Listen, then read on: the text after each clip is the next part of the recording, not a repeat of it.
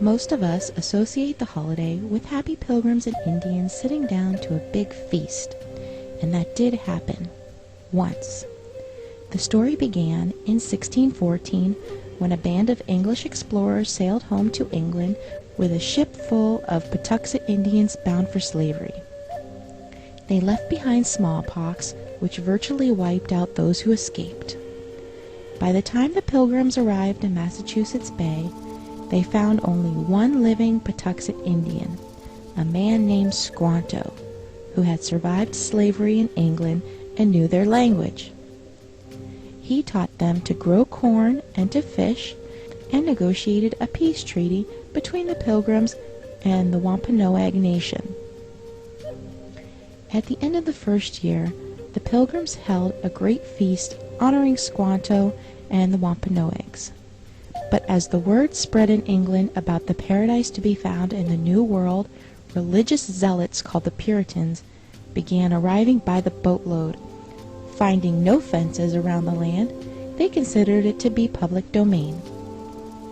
Joined by other British settlers, they seized land, capturing strong young natives for slaves and killing the rest. But the Pequot Nation had not agreed to the peace treaty Squanto had negotiated, and they fought back. The Pequot War was one of the bloodiest Indian wars ever fought. In 1637, near present day, Groton, Connecticut, over 700 men, women, and children of the Pequot tribe had gathered for their annual Green Corn Festival, which is our Thanksgiving celebration.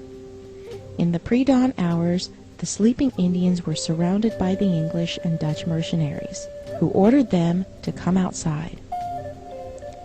Those who came out were shot or clubbed to death, while terrified women and children who huddled inside the longhouse were burned alive.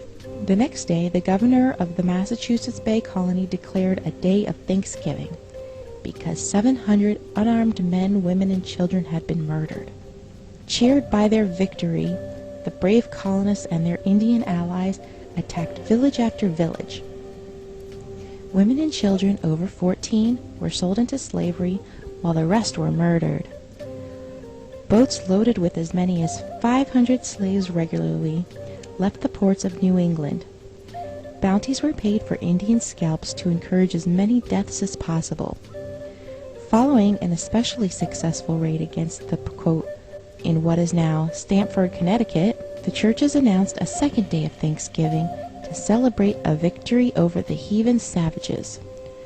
During the feasting, the hacked-off heads of the natives were kicked through the streets like soccer balls. Even the friendly Wampanoag did not escape the madness. Their chief was beheaded and his head impaled on a pole in Plymouth, Massachusetts, where it remained on display for 24 years. The killings became more and more frenzied, with days of Thanksgiving feasts being held after each successful massacre. George Washington finally suggested that only one day of Thanksgiving per year be set aside of celebrating each and every massacre. Later, Abraham Lincoln decreed Thanksgiving Day to be a national legal holiday during the Civil War.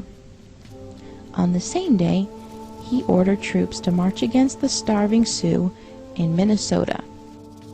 The story doesn't have quite the same fuzzy feeling associated with it as the one where the Indians and Pilgrims are all sitting down together at a big feast. But we need to learn our true history so it won't ever be repeated.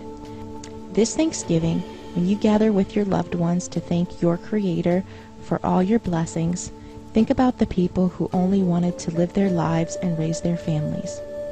They also took time out to say thank you for all their blessings.